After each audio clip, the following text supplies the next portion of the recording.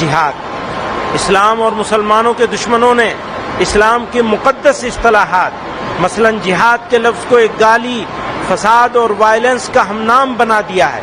لو جہاد، لینڈ جہاد، تعلیم جہاد، تھوک جہاد وغیرہ جیسے جملے استعمال کر کے مسلمانوں کی سخت دل آزاری اور ان کے مذہب کی توہین کی جا رہی ہے۔ جہاں جنگ و قتال کے معنی میں استعمال ہوا ہے وہ بھی ظلم و فساد کے خاتمے اور انسانیت کی بقا کے لیے۔ اس لیے جب جب ظلم ہوگا تب تب جہاد ہوگا۔ میں اس کو دوبارہ کہتا ہوں، جب جب ظلم ہوگا تب تب جہاد ہوگا۔ اسلام میں بھی جہاد کا بنیادی مقصد ظلم کا خاتمہ، امن کا قیام اور حق کا دفاع ہے۔ محترم اراکین جمعیت،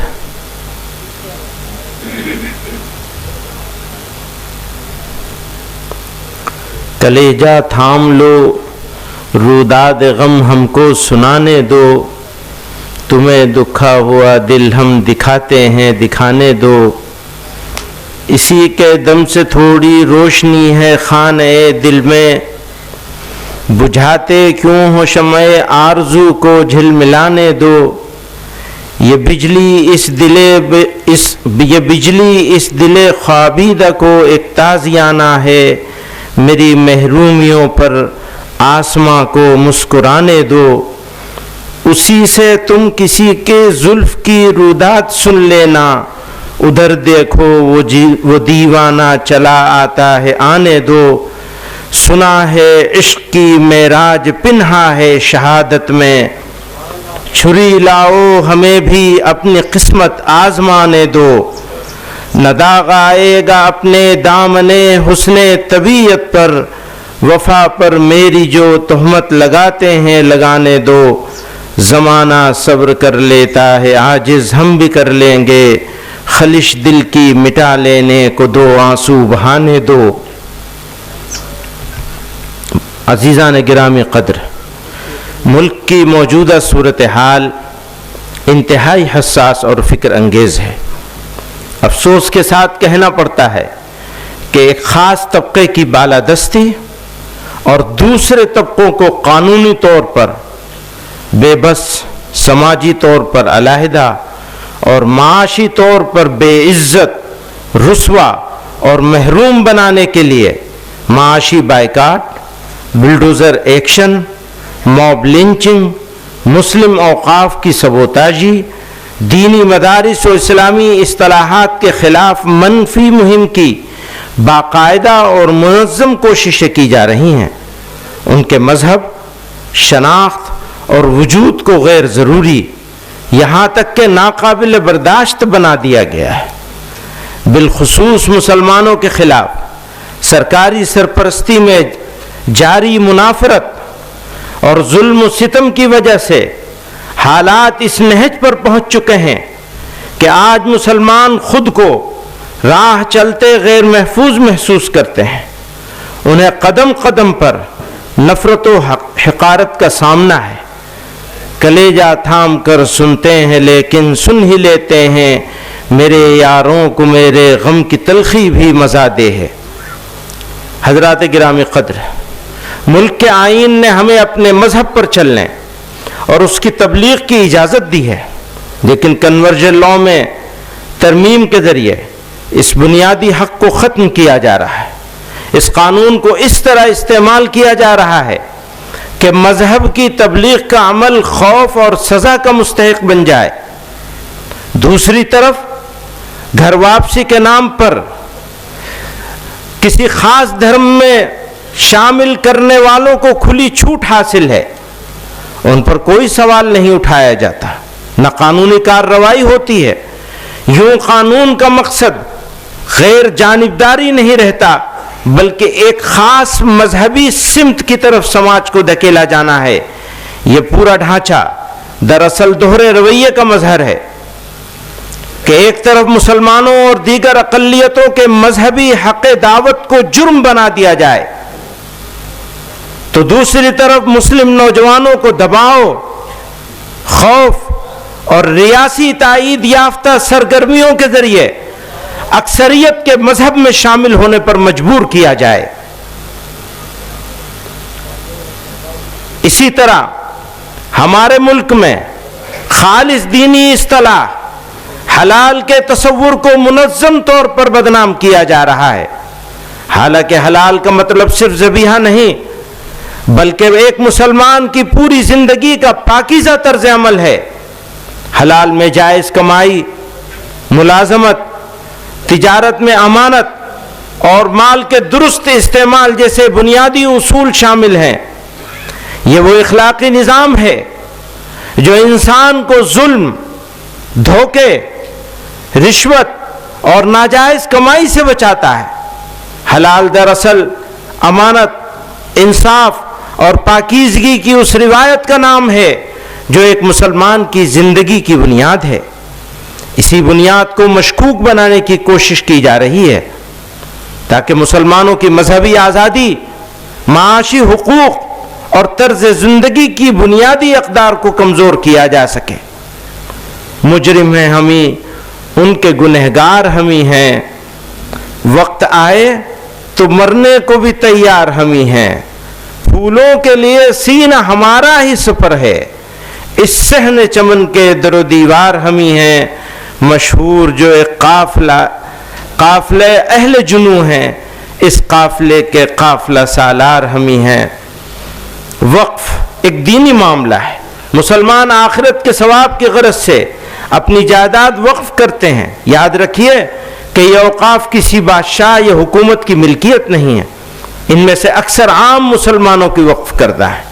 ہمارے ملک میں وقف جائیدادوں کی کثرت اس بات پر دلالت کرتی ہے کہ دین اسلام نے انسانوں کی خیر خواہی اور فلاح و بہبود پر کتنا زور دیا ہے، اور مسلمانوں نے کس قدر فراخ دلی کے ساتھ اللہ کی رضا اور صدقہ جاریہ کے لیے اپنی جائیدادیں وقف کی ہیں۔ یہ وقف ہمارے بزرگوں کی وراثت ہے، آج ہم اسے اس طرح ضائع ہوتے نہیں دیکھ سکتے۔ ہم دہائیوں سے اس کے خرد برد ہونے اور اس پر ناجائز قبضے کی شکایت کرتے رہے ہیں۔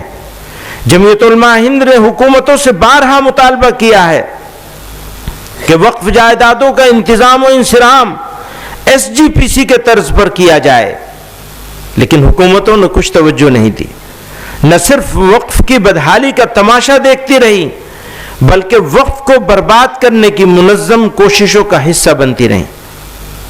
اس پر مزید ظلم یہ ہوا کہ موجودہ حکومت نے نئے قانون کے ذریعے وقف کے مقاصد اور اس کی منشا کو نقصان پہنچایا ہے۔ جمعیت علماء ہند نے JPC میں جا کر اس کی مخالفت کی۔ ہم یہ صاف کر دینا چاہتے ہیں کہ حکومتیں ہمارے مذہبی معاملات میں مداخلت نہ کریں، ورنہ ہم لڑیں گے اور آخری دم تک لڑتے رہیں گے۔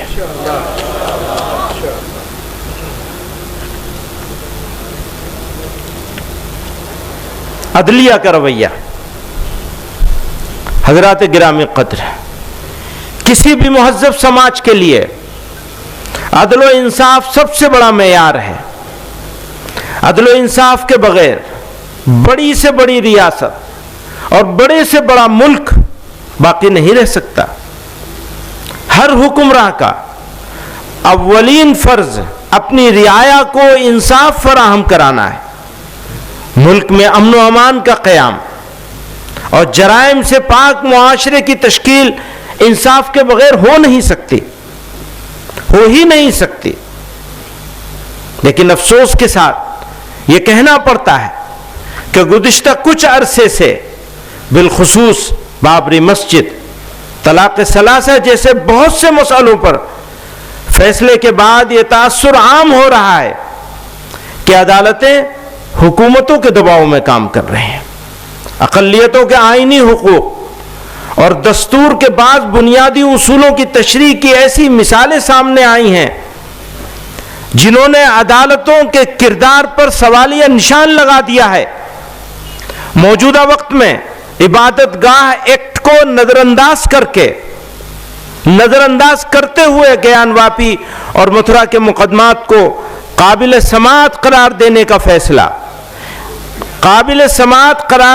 فیصلہ بھی اس کی ایک واضح مثال ہے۔ یاد رکھیے، سپریم کورٹ اس وقت تک ہی سپریم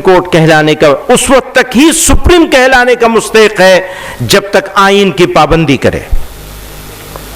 قانون کے حقوق کا خیال رکھے. اگر ایسا نہ کرے تو وہ اخلاقی طور پر بھی سپریم کہلانے کا حقدار نہیں ہے. تھوڑی تکلیف، اب جب عدالتوں کے بارے میں بات کر رہے ہیں تو مجھے یہ کہنا ضروری ہے، تھوڑی تکلیف رسن پھر تھوڑی سی تکلیف دار. ہمیں تیار ہونا پڑے گا.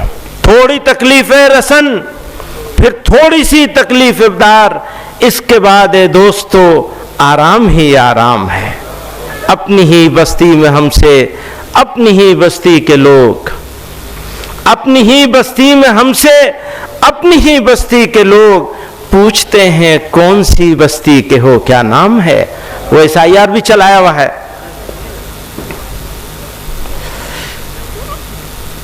ایک بہت اہم معاملہ ہے.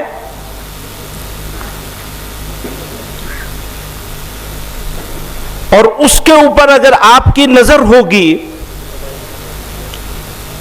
تو مایوس ہونے سے بچ سکیں گے، کیونکہ مایوسی قوم کے لیے زہر ہے، کسی بھی قوم کے لیے، اور زندہ قوم ہو تو پھر کہنا ہی کیا.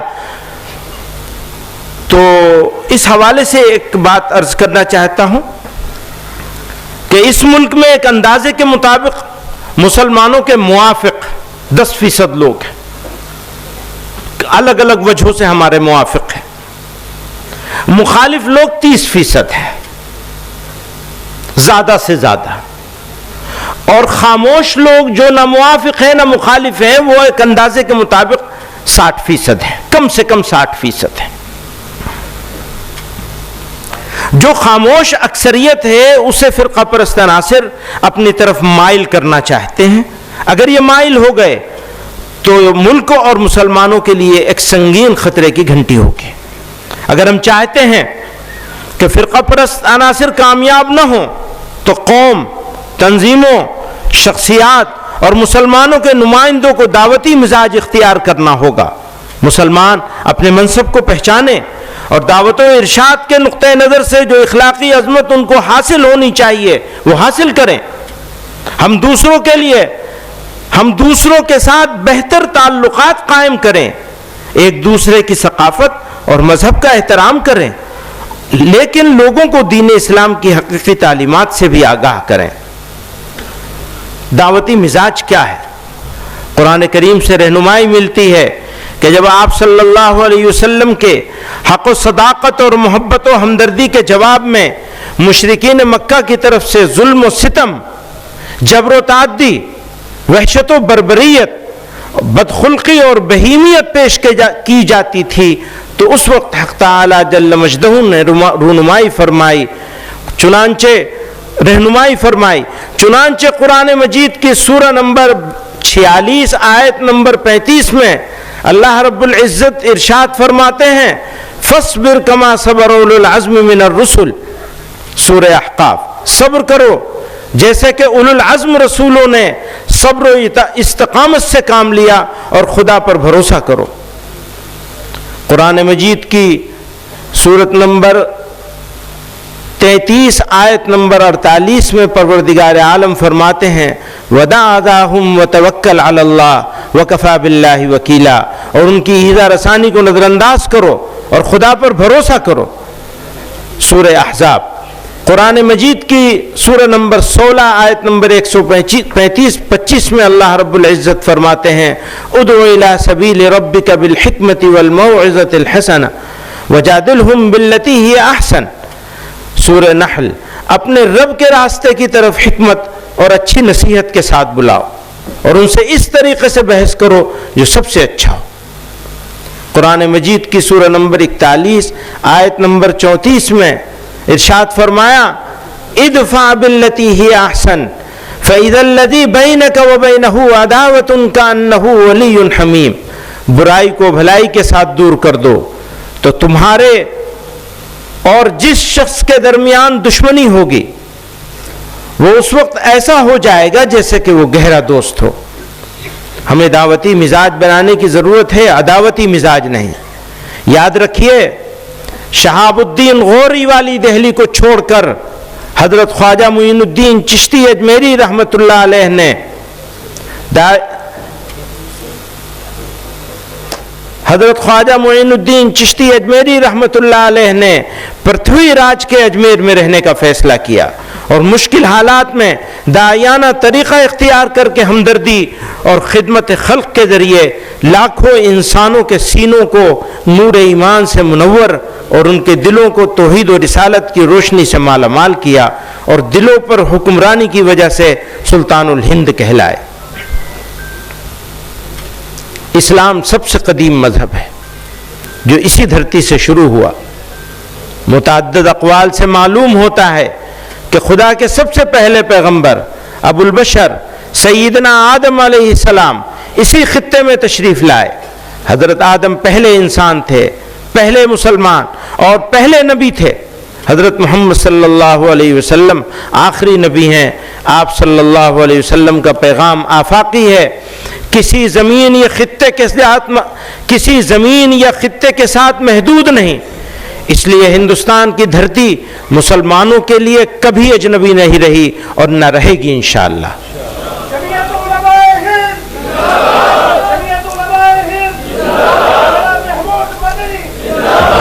حضرت مولانا احتشام الحق کاندھلوی رحمہ اللہ نقل کرتے ہیں 1947 کے فسادات میں جناب مولانا ظہیر الحسن صاحب کی تعزیت میں حضرت مدنی رحمۃ اللہ علیہ کاندھلہ تشریف لائے اور ارشاد فرمایا، ہمت اور استقلال کے ساتھ ہندوستان میں جمے رہو۔ مدینہ منورہ میں میرے ذاتی مکانات بھی ہیں اور بھائی بھتیجے بھی، مجھے ہندوستان میں رہنے کی کوئی خاص ضرورت نہیں، پھر بھی میں نے طے کر لیا ہے کہ ہندوستان نہیں چھوڑوں گا، اس لیے کہ مخلوق خدا کی جو خدمت یہاں رہ کر انجام دے سکتا ہوں وہ مدینہ منورہ میں نہیں ہو سکتی۔ حضرت پورا ہو جائے تو بتا دیجیے گا، جزاک اللہ۔ اس لیے کہ مخلوق خدا کی جو خدمت یہاں رہ کر انجام دے سکتا ہوں وہ مدینہ منورہ میں نہیں ہو سکتی۔ اسی کشت و خون کے دوران بستی حضرت نظام الدین اولیاء میں حضرت شیخ الحدیث مولانا زکریا صاحب رحمۃ اللہ علیہ سے ملاقات کے لیے تشریف لائے تو حالات سے سخت متاثر تھے، چہرے مبارک سے غیظ و غضب کے آثار عیاں تھے۔ آپ نے بھررائی ہوئی آواز میں فرمایا، میں نے تو ہندوستان میں مرنے کا فیصلہ کر لیا ہے۔ جہاد، اسلام اور مسلمانوں کے دشمنوں نے اسلام کی مقدس اصطلاحات مثلا جہاد کے لفظ کو ایک گالی، فساد اور وائلنس کا ہم نام بنا دیا ہے۔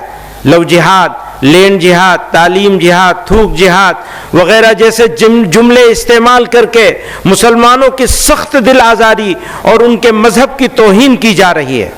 افسوس کا مقام ہے کہ حکومت اور میڈیا میں بیٹھے ذمہ دار افراد بھی اس طرح کے الفاظ استعمال کرنے میں کوئی شرم محسوس نہیں کرتے اور نہ ایک کمیونٹی کی دل آزاری کی پرواہ کرتے ہیں۔ پرواہ کیا کریں گے؟ یہ تو اس کمیونٹی کی دشمنی میں کرتے ہیں۔ یہ تو پرانے دور سے چلا آ رہا ہے کہ کہیں بھی دہشت گردانہ عمل پیش آ جائے تو اس کو جہاد کا نام دے کر اسلام اور مسلمانوں پہ طعنے، تہمتیں اور ناحق الزام عائد کیے جاتے ہیں۔ یہ واضح ہونا چاہیے کہ اسلام میں جہاد ایک مقدس دینی فریضہ ہے۔ جہاد قرآن میں کئی معنوں کے لیے استعمال ہوا ہے، لیکن جس معنی کے لیے بھی استعمال ہوا ہے فرد سے لے کر سماج و انسانیت کی بھلائی، ان کی سربلندی اور ان کی عزت و وقار کے قیام کے لیے ہوا ہے۔ جہاں جنگ و قتال کے معنی میں استعمال ہوا ہے وہ بھی ظلم و فساد کے خاتمے اور انسانیت کی بقا کے لیے ہے۔ اس لیے جب جب ظلم ہوگا تب تب جہاد ہوگا۔ میں اس کو دوبارہ کہتا ہوں، جب جب ظلم ہوگا تب تب جہاد ہوگا۔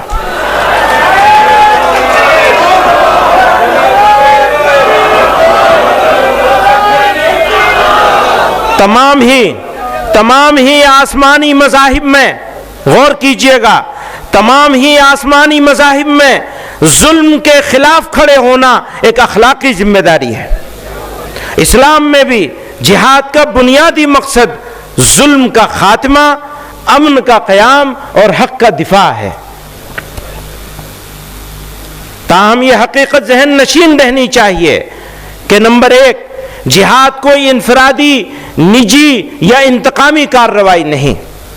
نمبر 1، جہاد کوئی انفرادی، نجی یا انتقامی کارروائی نہیں۔ نمبر 2، صرف ایک ذمہ دار اور شرعی اصولوں کے مطابق قائم ریاست ہی جہاد کا فیصلہ کر سکتی ہے۔ نمبر 3، ہندوستان جیسے جمہوری اور سیکولر ملک میں جہاں اسلامی ریاست کا کوئی تصور موجود نہیں، وہاں جہاد کے نام پر کوئی گفتگو موضوع بحث ہی نہیں۔ مسلمان آئینی وفاداری کے پابند ہیں، اور حکومت بھی شہریوں کے حقوق کی حفاظت کی ذمہ دار ہے۔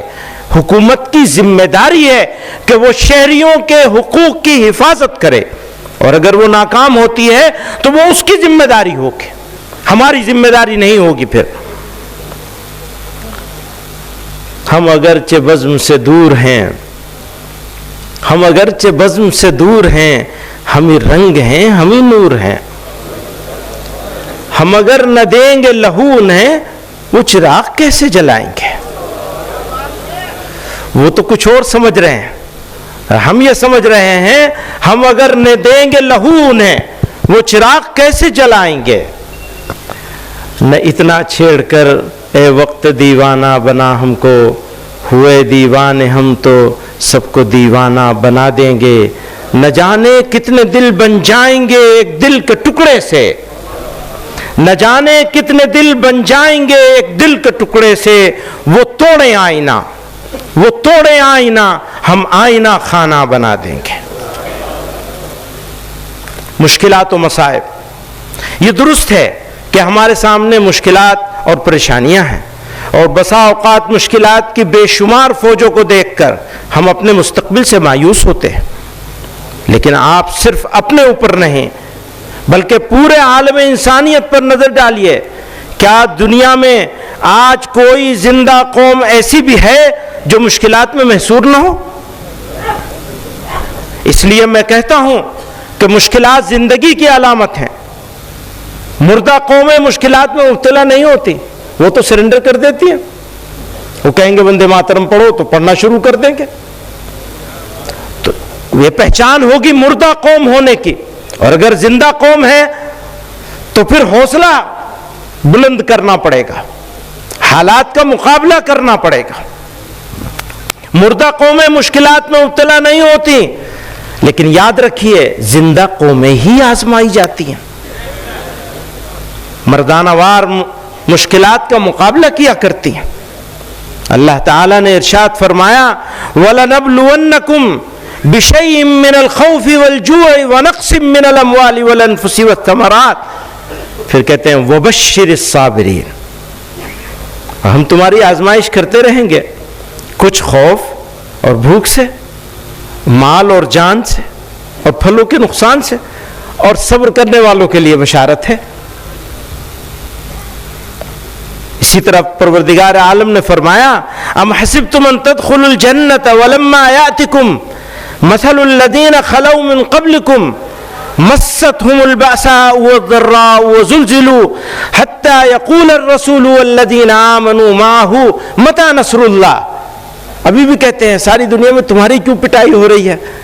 ہم خاص ہیں نا، آزمائش تو ہماری ہوگی۔ کیا تم یہ گمان رکھتے ہو کہ جنت میں داخل ہو جاؤ گے؟ درا حال ہے کہ تم پر ان لوگوں کے حالات پیش نہیں آئے جو تم سے پہلے گزر چکے ہیں۔ انہیں تنگی اور سختی پیش آئی، انہیں ہلا ڈالا گیا، یہاں تک کہ پیغمبر اور جو لوگ ان کے ہمراہ ایمان لائے تھے بول اٹھے کہ اللہ کی مدد کب آئے گی؟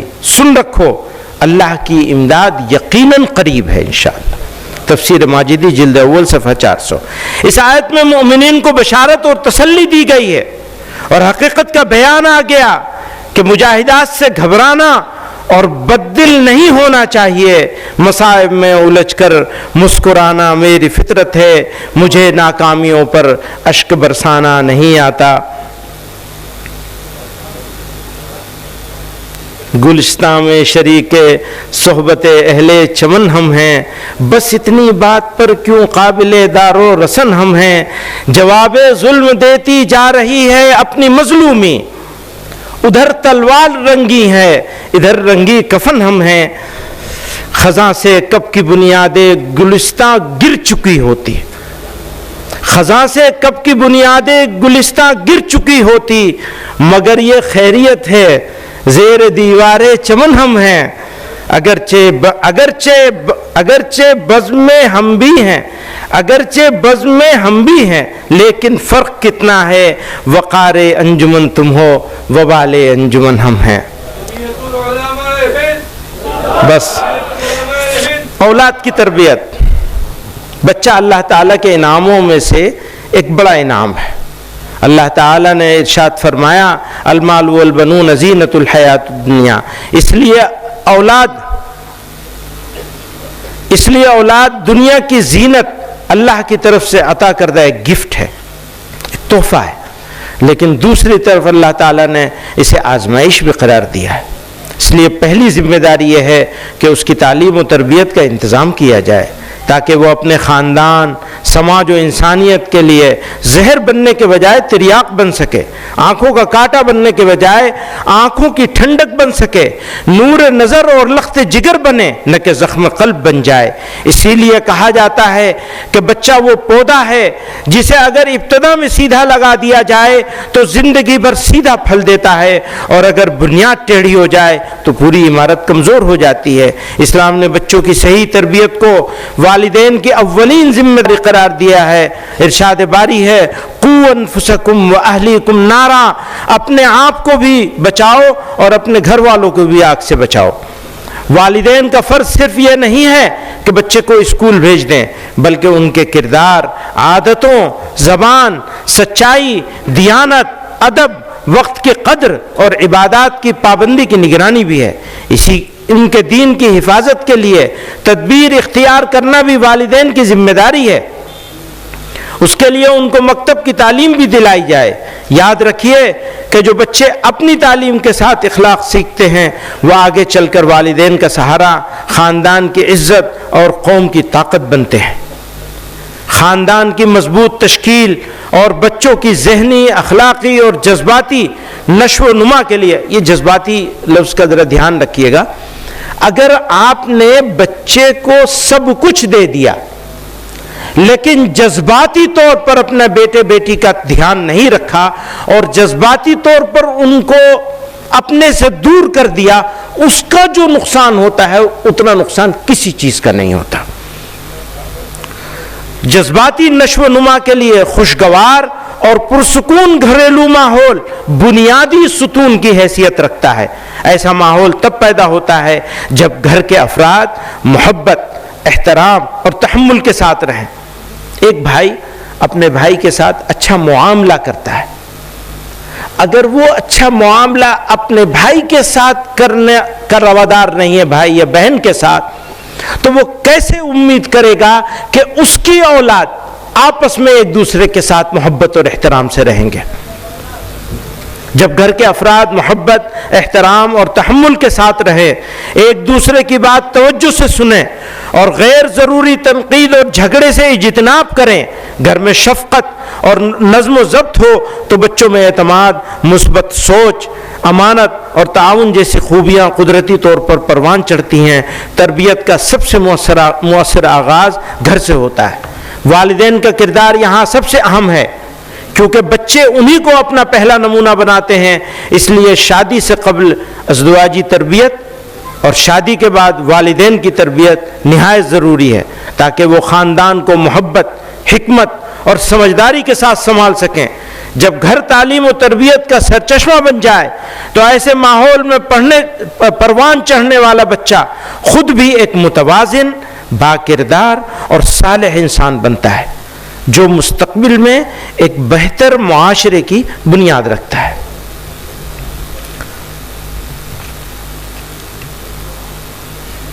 گرو تیغ بہادر اور ان کے صاحبزادوں کی قربانی۔ اس سال ہمارے سکھ بھائی گرو تیغ بہادر جی کی 350ویں شہادت دیوس منا رہے ہیں۔ ہم اس موقع پر پوری یکجہتی کے ساتھ ان کے ساتھ شانہ بشانہ کھڑے۔ گرو تیغ بہادر گرو نانک کی بھکتی روایت کے جانشین اور اس دھرتی کے روشن چراغ تھے، لیکن افسوس ہے کہ کچھ فرقہ پرست عناصر کی طرف سے گرو تیغ بہادر اور صاحبزادوں کی شہادت کو ایسے رنگ میں پیش کیا جا رہا ہے جس کا مقصد سکھ روایت کی قدر نہیں بلکہ تاریخ کو مسخ کر کے ایک نئے فرقہ وارانہ نیریٹو کو جنم دینا ہے۔ ہم پوری سنجیدگی کے ساتھ یہ کہنا چاہتے ہیں کہ تاریخ کے حادثات کو دو قوموں کے لڑانے کے لیے استعمال کرنا نہ صرف تاریخ پر ظلم ہے بلکہ ملک کے حال و مستقبل کے ساتھ بدخواہی ہے۔ آج جمعیت علماء ہند کے اس پلیٹ فارم سے صاف صاف اور دو ٹوک الفاظ میں اس حقیقت کا اظہار کرنا چاہتے ہیں کہ تاریخ کے وہ واقعات جن کے نتیجے میں گرو صاحب کے کمسن صاحبزادگان کے قتل کا دردناک حادثہ پیش آیا تھا وہ ظلم اور ناانصافی پر مبنی تھے۔ یہ سانحہ ہماری اجتماعی اخلاقی قدروں اور انصاف کے اصولوں سے کسی طرح میل نہیں کھاتا۔ اسی کے ساتھ یہ وضاحت بھی ضروری ہے کہ مغلوں کی حکومت کو اسلامی حکومت قرار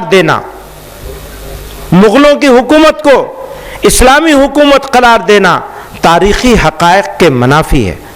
مغل دور حکومت میں جو جنگیں ہوئیں وہ مذہبی بنیادوں پر نہیں بلکہ زیادہ تر سیاسی اقتدار سے متعلق تھیں۔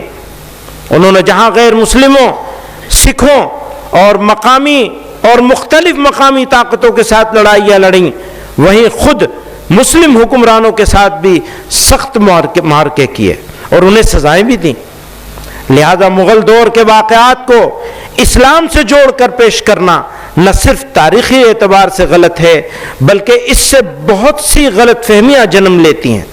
اسلام کی اصل تعلیمات عدل، رواداری، امن اور انسانی شرافت پر مبنی ہیں، جبکہ حکمرانوں کے فیصلے اکثر اقتدار کے تحت ہوتے ہیں۔ اس لیے ضروری ہے کہ تاریخی واقعات اور اسلامی اصولوں میں واضح فرق رکھا جائے تاکہ اسلام کے بارے میں گمراہ کن تصورات بھی دور ہوں۔ نوجوانوں میں اجتماعیت۔ نوجوان کسی بھی قوم کی ریڑھ کی ہڈی ہوتے ہیں، اس لیے ان کی سوچ اور طرز عمل قوم کے مستقبل کی سمت متعین کرتے ہیں۔ اگر واقعی ہمیں اپنے مستقبل کی مضبوط تعمیر کرنی ہے تو نوجوانوں کو انفرادیت کے دائرے سے نکل کر دھیان کریے گا۔ ہماری جماعت میں بھی انفرادیت بہت جگہ گھس گئی ہے اور اجتماعیت بہت جگہ پہ پیدا ہی نہیں ہوئی ہے، اور قوم کا حال بھی ایسا ہی ہے، کام کرنے والوں کا حال بھی ایسا ہی ہے، ہم سب کا۔ میں اس کو دوبارہ پڑھتا ہوں، نوجوان کسی بھی قوم کی ریڑھ کی ہڈی ہوتے ہیں، اس لیے ان کی سوچ اور طرز عمل قوم کے مستقبل کی سمت متعین کرتے ہیں۔ اگر واقعی ہمیں اپنے مستقبل کی مضبوط تعمیر کرنی ہے تو نوجوانوں کو انفرادیت سے نکل کر اجتماعیت اور ٹیم ورک کے میدان میں لانا ہوگا۔ بکھرے ہوئے نوجوان کمزور قوم کی علامت ہوتے ہیں، پھر ان کو جذباتی بھی آسانی سے بنایا جا سکتا ہے، لیکن جب وہ متحد ہو جاتے ہیں اور زندگی میں نظم و ضبط اپنا لیتے ہیں تو ان کی اجتماعی طاقت ناقابل تسخیر بن جاتی ہے۔ ایسے نوجوان جو اجتماعیت میں رنگ جائیں وہ صرف اپنا ہی نہیں بلکہ پوری قوم کا مستقبل روشن کرتے ہیں۔ یہی وہ راستہ ہے جس سے قومیں ترقی کرتی ہیں، عزت پاتی ہیں اور تاریخ میں اپنی جگہ بناتی ہیں۔ اس لیے جمعیت علماء ہند نے جمعیت یوتھ کلب کی بنیاد رکھی ہے۔ ہم جماعت، ایک اور بات ہے، یوتھ کلب ہے اسٹارٹنگ پوائنٹ، بنانا ہے خدام ملت۔ ہم جماعتی احباب سے گزارش کرتے ہیں کہ وہ اس نظام سے اپنے نوجوانوں کو وابستہ کرے تاکہ ان کی شخصی، اخلاقی، فکری، روحانی تربیت کی جائے، فکری اور روحانی تربیت کی جائے۔ اس کے علاوہ بھی آپ کی جماعت نے تو نوجوانوں بالخصوص علماء کی تربیت کے لیے دار التربیت کا نظام قائم کر رکھا ہے جس کے مفید اثرات مرتب ہو رہے ہیں۔ ہم اپنے اندر وہی حریت پرستانہ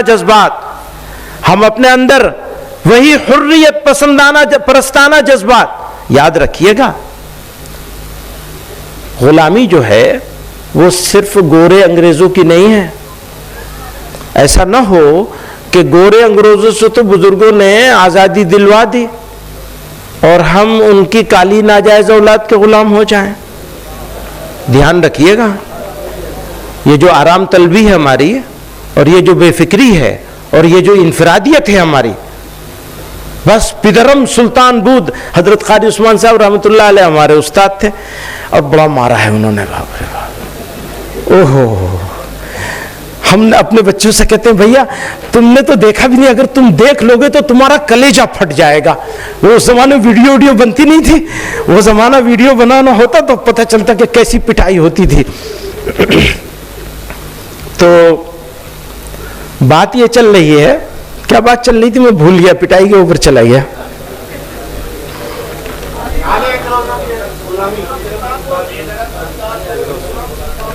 ہاں، جب وہ بہت ناراض ہوتے تھے، ہاں بس پدرم سلطان بود، میرا باپ تو بادشاہ ہے تو مجھے کیا ضرورت ہے کچھ کرنے کی، صاحبزادگیت نکالنے کے لیے. تو پوری قوم کا یہی حال ہے، بس ہم ہیں. ارے بھائی ہم ہو تو کیا ہو تم، انفن فی الماء و استن فی السماء، اس سے بھی گھٹیا جگہ کوئی ہو سکتی ہے تو وہاں ہماری ناک ہے. صحیح بات ہے، واقعی ہمارا حال تو ایسا ہی ہے. اب بدلے گا کیسے یہ حال؟ کیا ہماری انفرادیت کے ذریعے بدل جائے گا یا اجتماعیت کے بدلے بدلے گا؟ میں نے پچھلی مرتبہ یہ عرض کیا تھا کہ اس اجتماعیت کی روح کو بڑھانے کے لیے، نوجوانوں کو آگے لانے کے لیے، کام کے لوگوں کو متحرک اور فعال بنانے کے لیے، اس کا بالکل دوسرا مطلب سمجھ لیا گیا. میری کوئی تجویز نہیں ہے، میری کوئی تجویز نہیں ہے. پچھلے سال تھی تجویز، ابھی کوئی تجویز نہیں ہے. تو اب یہ اطمینان تو رکھیے کہ تردید کی ضرورت نہیں پڑے گی. میری کوئی تجویز نہیں ہے، میری تو اپنا دامن آپ لوگوں کے سامنے، اپنے بڑوں بزرگوں اکابر کے سامنے پھیلا کر ایک ہی تمنا ہے، الہ العالمین یہ جو ہیرے ہماری قوم میں موجود ہیں، ہمارے سماج میں موجود ہیں، ہماری جماعت میں موجود ہیں، پروردگار عالم ہمیں ایسی توفیق دے دے کہ ہم ان کو تراش کر حقیقی معنوں میں ہیرا بنا سکیں. آپ کی نظر ہوگی، یہ اکابر یہاں موجود ہیں، ان کی نظر ہوگی نوجوانوں پر، ان کی سرپرستی میں انہیں کام کرنے کا موقع ملے گا تو انقلاب آئے گا. ورنہ وہی گھسا پیٹا ایک چلتا رہے. ہاں تو یہ تو زندگی بھر کے لیے صدر محترم ہو گئے، مثلا محمود صاحب صدر ہو گئے، اب یہ صدر رہیں گے. اب اطمینان رکھو، نئے افراد کو تیار کرنے کی کوئی ضرورت نہیں ہے، بالکل کوئی ضرورت نہیں. ہو گئے بس ٹھیک ہے. اب جب یہ مریں گے تب دیکھا جائے گا، اس کے بعد جھگڑا ہوگا، فلاں ہوگا اور اس کے بعد پھر کسی کو لایا جائے گا. اور پتہ نہیں اس وقت آپ اکابر موجود ہوں گے نہیں ہوں گے. ابھی تو آپ موجود ہیں، آپ لائیں گے کسی کو اور وہ ٹھیک کام نہیں کرے گا تو اسے لات مار کے نکال دیں گے کان پکڑ کے، دوسرے کو لائیں گے. اس طرح افراد تیار ہوں گے ہر سطح پہ، ضلع، صوبہ اور مقام. وہ جو انفرادیت ہے ہماری مولانا، اس انفرادیت کو اجتماعیت میں تبدیل کرنا ہے. اس انفرادیت کو اجتماعیت میں تبدیل کرنے کے لیے ہمیں کثیر جہتی کوششیں کرنی ہوں گی. ان کوششوں کا یہ چھوٹا سا حصہ تھا جو میں نے تجویز پیش کی تھی. اگلی منتظمہ کے لیے تیار رہیے، میں اس کو پھر لاؤں گا، اس کے اوپر بحث ہوگی. ہم اکابر کی خدمت میں اپنی ٹوپی ان کے، اپنی پگڑی ان کے جوتوں میں رکھیں گے اور کہیں گے حضرت غور کر لیجئے ہماری بات پہ. ایک اور بات ہے، بار بار کہتا ہوں، پھر کہہ رہا ہوں آپ حضرات کی موجودگی میں، آپ حضرات کو بھی سنا دوں. بھیا ہم تو جمعیت علماء میں اس لیے نہیں آئے ہیں کہ چھوڑ کے بھاگ جائیں گے. پیٹھ پہ گولی نہیں کھائیں گے، گولی سینے پہ کھائیں گے، یاد رکھنا. نعرہ تکبیر. انشاءاللہ اپنی ساری کمزوریوں خرابیوں کا اقرار کرتے ہوئے یہ کہنا چاہتے ہیں، آپ لوگوں سے یہ سیکھا ہے کہ گولی کھائیں گے تو سینے پہ کھائیں گے، پیٹھ پہ نہیں کھائیں گے انشاءاللہ. اور ہمارا جنازہ نکلے گا تو جمعیت علماء کا جھنڈا ہوگا اس پہ انشاءاللہ. نعرہ تکبیر. اب جمعیت علماء ہند، جمعیت علماء ہند، حضرت مولانا محمود اسعد مدنی. ارے بھائی کیا کر رہے ہو، بات تو کر لینے دو، بہت لمبی بات ہو گئی میری. تو بھاگنے کی تیاری کچھ نہیں ہے، جانا کہیں نہیں، نہ جائیں گے نہ آپ لوگوں میں سے کسی کو جانے دیں گے. کوئی یہ سوچتا ہو کہ کوئی چلا جائے گا عہدہ نہ ہونے کی وجہ سے، یہ کیسے ہوگا؟ جن کے پاس عہدہ ہے وہ اپنے تربیت یافتہ لوگوں کو اپنی حیات مبارک میں اپنے ہاتھ سے اس جگہ پہ بٹھائیں گے اور اس کی سرپرستی کریں گے، ہاتھ پکڑ کے آگے چلائیں گے. یہ تجویز ہے، یہ تو ہٹانے کی تجویز نہیں ہے. میں جو بات میں کہتا ہوں، یہ کہہ رہا ہوں، یہ میری بات نہیں ہے، یہاں موجود سب ذمہ داروں کی بات ہے، چاہے وہ صرف بحیثیت منبر کے ذمہ دار ہوں. عمارت کی وہ اینٹ جو نظر آ رہی ہے وہ بہت قیمتی ہوتی ہے، لیکن جو نظر نہیں آ رہی ہے بنیاد ہے وہ اس سے زیادہ قیمتی ہوتی ہے. تو میں تو آپ کی ترجمانی کر رہا ہوں. یہ کہہ کر کے کہ میرے جنازے پر جمعیت کا جھنڈا ہوگا، یہ میرا نہیں آپ کا ہے جذبہ. آپ مریں گے تو جمعیت علماء کے جھنڈے کے ساتھ مریں گے، اس کے بغیر نہیں مریں گے. نہ کوئی بھاگے گا ہم میں سے پیٹھ دکھا کے انشاءاللہ، کیسے بھی حالات ہوں. انہوں نے ان کا سورج نہیں ڈوبتا تھا، ان سے ٹکر لی تھی، جیلوں کو آباد کیا، پھانسی کے پھندوں کو چوما ہے. تو کیا اس تسلسل کو چھوڑ دیں گے؟ اس بات سے ڈر جائیں گے کہ پابندی لگ جائے گی ہماری جماعت کے اوپر؟ ڈرو گے؟ نہیں ڈریں گے. کچھ بھی ہو جائے حالات، مقابلہ کریں گے انشاءاللہ. قائد کے فرمان پر. کون صاحب ہیں یہ؟ بھائی بات کر لینے دو، بات کا تسلسل ٹوٹ جاتا ہے، بات نہیں وہ ہو پاتی ہے. ایک بہت ضروری بات ہے اسی کے ضمن میں، اس بات کو کہہ کے ختم کر دوں گا. ہم لوگوں نے بارہا یہ بات کہی ہے، ہمارے بہت سارے اکابر نے یہ بات سنی ہوگی اور بہت سے اکابر بھی اس بات کو کہتے ہیں، خصوصاً حضرت محتمی صاحب دامت برکاتہم. جیسے دینی تعلیمی بورڈ ہے، ہم دینی تعلیمی بورڈ کے تحت مکاتب چلاتے ہیں. ہمارے بہت سارے ساتھی ہیں، کوئی نورانی مکتب چلاتا ہے، کوئی وفاق المکاتب کے تحت چلاتا ہے، کوئی دینیات کے ساتھ کام کرتا ہے، کوئی فلاں سے. میں سب لوگوں سے یہ عرض کرتا ہوں اپنے ساتھیوں سے، بھائی اگر دینیات والے 50,000 مکتب چلا رہے ہیں مثلا، یا 1 لاکھ چلا رہے ہیں، تو 1 لاکھ مکتب میں جتنے بچے پڑھ رہے ہیں ان بچوں کو پڑھانے کی ذمہ داری سے ہم بری ہو گئے نہیں ہو گئے؟ تو وہ ہمارے مخالف ہیں یا معاون ہیں؟ وہ ہمارے معاون ہیں. ہمارا ان سے طریقے عمل میں دینیات سے کوئی اختلاف نہیں ہے، لیکن کسی کام کرنے والے سے ہمارا اختلاف ہو سکتا ہے. جمعیت میں بھی ہو سکتا ہے، جماعت میں بھی ہو سکتا ہے، کوئی اسلام کے نام پر ہے، کوئی کسی نام پر ہے. اگر کسی سے اختلاف ہے تو کیا اس کے اچھے کام بھی بیکار ہو گئے؟ ہم بچیوں کا اسکول بنانے کی بات کر رہے ہیں. ایک آدمی بچیوں کا، جیسا کہ حضرت مولانا سلمان صاحب فرما رہے تھے، بچیوں کا اسکول یا بچوں کا اسکول چلاتا ہے، اور وہ آدھے گھنٹے کے لیے حافظ جی کو بلاتا ہے، اور بلا کر وہ ناظرہ وادرہ کچھ 2-4 بچوں کو پڑھا دیا، کہہ دیا اسلامی ہو گیا. یقیناً ہمیں اسے بدلنے کی ضرورت ہے.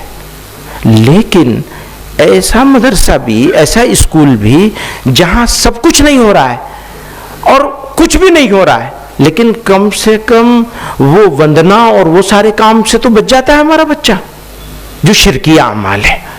تو ان کو بہتر کرنے کی ضرورت ہے، ان کو ریجیکٹ کرنے کی ضرورت نہیں ہے. تو یہاں یہی بات کہنا چاہتا ہوں میں، جو لوگ بھی کام کر رہے ہیں، ہمارا جمعیت علماء کی ایک فکر ہے، ایک نظریہ ہے، اور بزرگوں سے ایک وراثت ہم کو ملی ہے، ہم اس سے 1 انچ نہیں ہٹیں گے. لیکن کسی کام کرنے والے کے ساتھ جس سے ہمارا نظریاتی نہیں، جس سے ہمارا مسلکی اختلاف بھی ہوگا، اس کے باوجود اگر وہ کوئی اچھا کام کر رہے ہیں اور ان کے 4 میں سے 2 کام اچھے ہیں، تو ان دونوں کاموں کی تائید تو ہمیں کرنی ہی چاہیے. اور اگر تائید نہیں کر سکتے تو اچھے کام کی مخالفت تو کم سے کم بالکل نہیں کرنی چاہیے. تو اسی بات کے تحت کچھ باتیں لکھی ہیں ہم نے، لیکن میں اب سنانے کا موقع نہیں ہے تو اس کو میں ختم کر لوں. میں واپس اجتماعیت پہ جاتا ہوں. ہم اپنے اندر وہی حریت پرستانہ جذبات اور فداکارانہ عزائم پیدا کر سکتے ہیں جو ایک زندہ قوم کی خصوصیات ہوتی ہیں. شرط یہ ہے کہ زعمائے ملت تپش حیات سے شناسا ہوں. شرط یہ ہے کہ زعمائے ملت تپش حیات سے شناسا ہوں.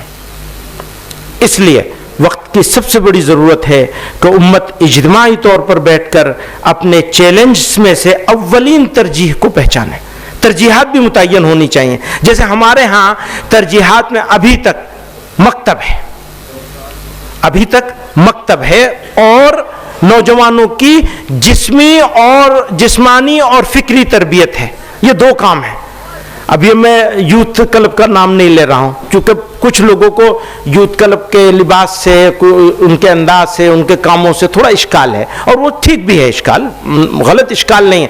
ہم بات کر رہے ہیں نوجوانوں کی ذہنی اور فکری تربیت کی، بچوں کی. اور وہ یہ دو کام ہماری ترجیحات میں ہیں اگلے 40 مہینوں کی، جس میں سے 1.5 مہینہ ہمارا جا چکا ہے. اب ہم نے گھڑی کی سوئی کی طرح سے، آپ حضرات سے مخاطب ہوں، گھڑی کی سوئی کی طرح سے ٹک ٹک ٹک ٹک، جیسے ہماری موت کا وقت قریب آ رہا ہے ایسے ہمارے 40 مہینوں میں سے وقت کم ہوتے چلے جا رہے ہیں.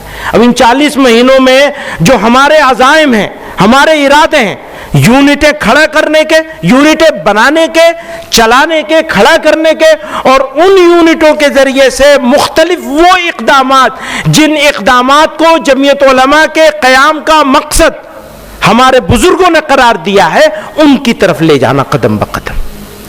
جمعیت علماء کو اس جگہ پہ لے جانا ہے جہاں ہمارے بزرگوں نے خواب دیکھا تھا کہ جمعیت بنائی جائے گی اس لیے کہ مسلمان بچے مرتد نہ ہوں، جمعیت بنائی جائے گی اس لیے کہ مسلمان نوجوان اکٹھے ہو جائیں، جمعیت بنائی جائے گی اس لیے کہ مسلمان غلط کام کرنا چھوڑ دیں. جیسے میں کہتا ہوں، اب اگر کوئی آدمی اپنی شادی کسی محلے میں، کوئی آدمی کتنا بڑا کیوں نہ ہو، اپنی وہ جو ایک تجویز بنائی تھی اپنا جلسہ اپنا خرچہ، وہ بھی ابھی کر دوں تو اچھا ہوگا، وہ لاؤ ذرا سا. تو اگر کوئی بھی آدمی، ابھی اس قابل عمل نہیں ہے، لیکن ہم تو ناقابل عمل چیزیں پیش کر رہے ہیں ساری آپ کے سامنے.